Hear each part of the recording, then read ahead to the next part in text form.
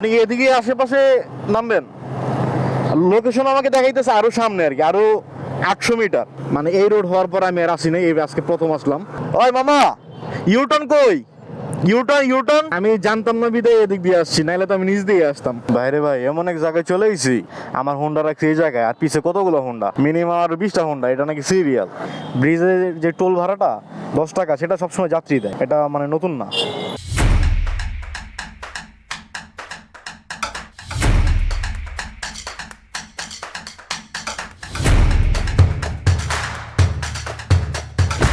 Hello everyone, আসসালামু আলাইকুম। কি অবস্থা সবার, কেমন আছেন? আশা করছি সবাই ভালো আছেন, সুস্থ আছেন। আলহামদুলিল্লাহ, আমিও ভালো আছি, সুস্থ আছি। ঘড়িতে এখন সময় বাজে 8টা 7। আর প্রতিদিনের মতো আজকেও আমি রাইড শেয়ার করার উদ্দেশ্যে বের হয়ে গেছি। প্রতিটা রাইডের এক্সপিরিয়েন্স আপনাদের সাথে শেয়ার করার জন্য আমি আমার ক্যামেরাটা অন করে নিলাম। আরে আবার ইন ড্রাইভ কল ঢুকে এখন তো যাব না। কারণ হচ্ছে যে আমি বাসা থেকে বের হওয়ার আগেই আজকে আমি একটা কল রিসিভ করে ফেলছি পাঠাও অ্যাপসে। যাত্রী আছে মালিবাগ মোড়ে, যাত্রী যাবে হচ্ছে মাহবুবুর রহমান কলেজ, যেটা হচ্ছে যে মাওতালের ওইখানে। দূরত্ব দেখাইতেছে আমাকে 10.7 কিলোমিটার। আর ভাড়া আসছে পাঠাও অ্যাপসে 190 টাকা। এখন যাত্রীকে আগে আমি পিক আপ করে নেই, তারপরে আপনাদের সাথে কথা হচ্ছে আমার।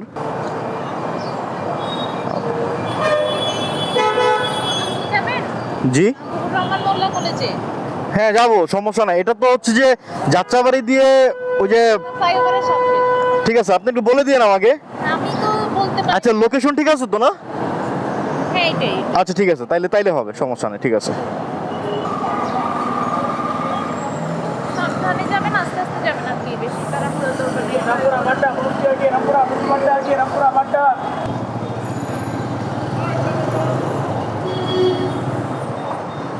তো প্রথম যাত্রীটাকে পিক আপ করে নিলাম, যাচ্ছে এখন ড্যামরাতে। তো যাত্রীর পিক আপ লোকেশন থেকে তার ডেস্টিনেশন দেখাচ্ছে হচ্ছে 10.7 কিলোমিটার। আর পাঠাও অ্যাপসে ভাড়া আসছে 190 টাকা। যাত্রীকে নামানোর পরে বাদবাকি কথা হচ্ছে আপনাদের সাথে। দেখেন, পুলিশের হেলমেট নাই, তাতে কোনো সমস্যা নাই, কিন্তু আমরা হেলমেট ছাড়া চালাই, তাইলে আবার খবর আছে। আপনি কি এদিকে আশেপাশে নামবেন, লোকেশন আমাকে দেখাইতেছে আরো সামনে আর কি, আরো 800 মিটার। ওই পাশ দিয়ে মানুষ যাচ্ছে, কিন্তু আপনি যাইতে পারবেন? আপনি ইয়া করে দেন, রাইটটা শেষ করে দেব। 180 টাকা আসছে। 80। আপনি আমাকে 20 টাকা দিতে পারবেন? হ্যাঁ হ্যাঁ পারবো। আপনি আমাকে তাহলে খুচরাই দেন। আপনার কাছে কি ভাঙতে হবে না? না 200 টাকা ভাঙতে হবে না? 200 টাকা হবেই, কিন্তু আমাকে খুচরা করে দিলে ভালো হতো। খুচরা তো এখন আপনি তো ফার্স্ট রাইড আমার। জি থ্যাংক ইউ।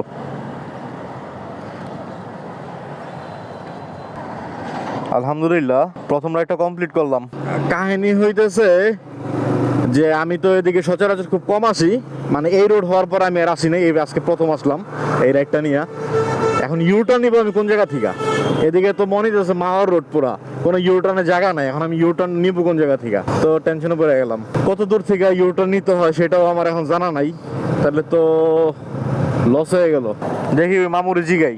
ওই মামা, ইউটার্ন কই? ইউটার্ন ইউটার্ন আরো অনেক দূরে নাকি? কয় কিলো?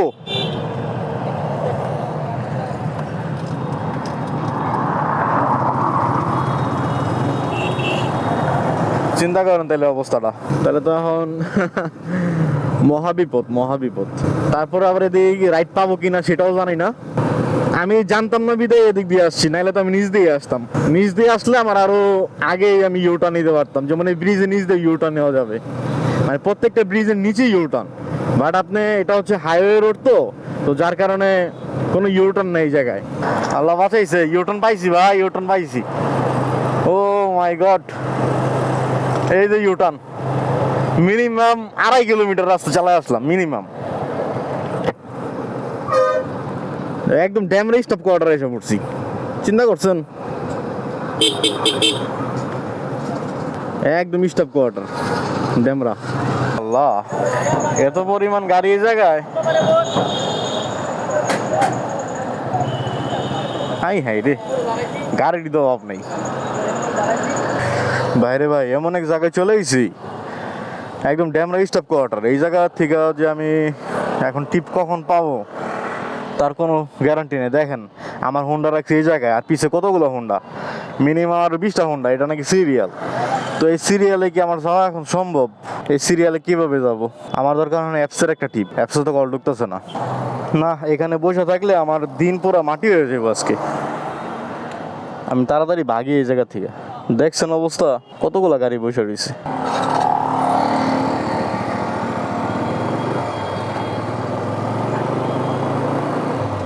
মানে এই জায়গায় বসে থাকলে আজকে দিন শেষ হয়ে যাবো, কিন্তু কোনো রাইড পাবো না আমি যতটুকু বুঝলাম দেখা। মানে বাইক আছে মিনিমাম 30টা, কিন্তু অ্যাপসও কল নাই, কন্টাক্টে তো কল নাই। তো কি করবো, আর লস হয়েছে যেহেতু এখন আবার খালি আমি টাইনা তাড়াতাড়ি যাত্রাবাড়ির দিকে চলে যাই। যাত্রাবাড়িতে গেলে হয়তো বা রাইড পাবো আশা করি, কিন্তু এই জায়গায় কোনো রাইড নেই। বিসমিল্লাহ, বসছেন? বিসমিল্লাহির রহমানির রহিম।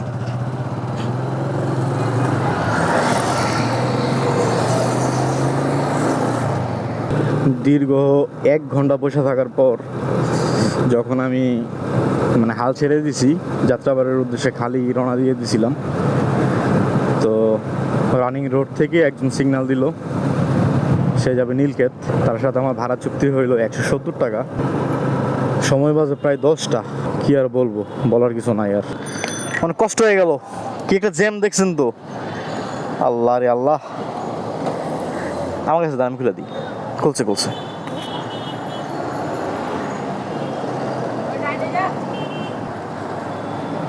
ঠিক আছে। আসসালামু আলাইকুম। আল্লাহ, 170 টাকা পাইলাম।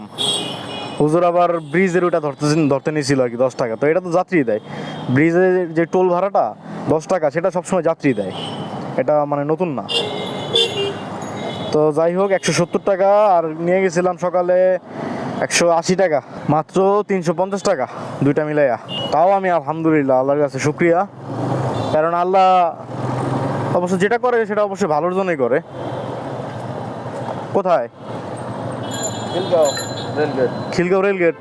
চলেন। 180 টাকা দিবেন। কত দিবেন? না না, খিলগাঁও রেলগেট বলতে কি মালিবাগ রেলগেট? না, মালিবাগ না। তাইলে এই যে সাধারণ খিলগাঁও। আচ্ছা, না তাইলে আপনার 100 অনেক জায়গায় এনে ভালো। না 160 টাকা দিতে পারেন। 20 টাকা কম নিব, এর কমে যেতে পারবো না আমি। আলহামদুলিল্লাহ, আরেকটা ট্রিপ নিয়ে নিলাম নীলক্ষেত। ওই যাত্রীটাকে নামানোর পরে, রাস্তা পার হওয়ার পরেই এই যাত্রীটাকে পাইলাম। যাচ্ছে হচ্ছে খিলগাঁও রেলগেট। ভাড়া হচ্ছে 160 টাকা কন্ট্রাক্ট হইলো। যেই সময়টা নষ্ট হয়েছে, অতক্ষণ ঢাকা থাকলে হয়তো এতক্ষণে আমি 500 থেকে 600 টাকা ইনকাম করে ফেলতাম। যাক, আফসোস নাই। আজকে ড্যামটা যাইয়া একবারে আমার দিনটাই মাটি হয়েছে। এনে রাখতেছি, সমস্যা নেই।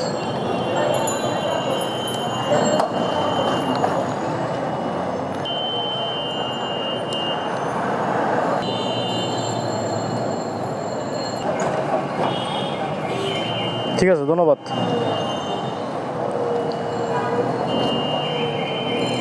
3 নাম্বার যাত্রীকে নামাই দিলাম মাত্র।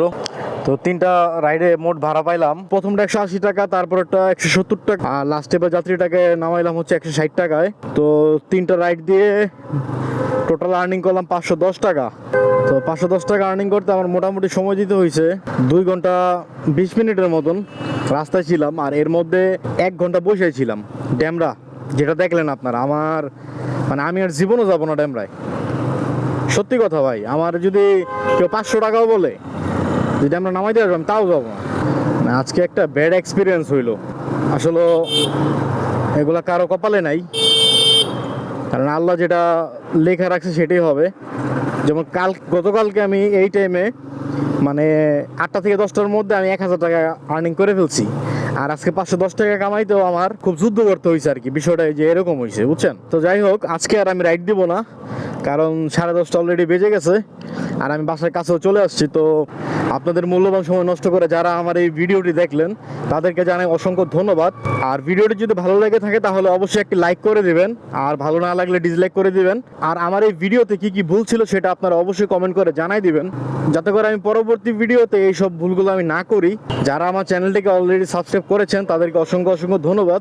আর যারা আমার চ্যানেলটিকে এখনো সাবস্ক্রাইব করেনি তারা প্লিজ আমার চ্যানেলটিকে সাবস্ক্রাইব করে পাশে থাকা বেল আইকনটি প্রেস করে দিবেন, যাতে করে আমার এই ব্লগ ভিডিওগুলো সবসময় আপনাদের কাছে পৌঁছে যায় সবার আগে। সবাই হেলমেট পরে বাইক চালাবেন আর খুব সাবধানে বাইক চালাবেন। তো আজকে আপনাদের মেহেদি ভাই এখান থেকে বিদায় নিচ্ছে। দেখা হবে পরবর্তী নতুন কোনো ভিডিওতে। ততদিন পর্যন্ত সবাই ভালো থাকবেন, সুস্থ থাকবেন। আল্লাহ হাফেজ।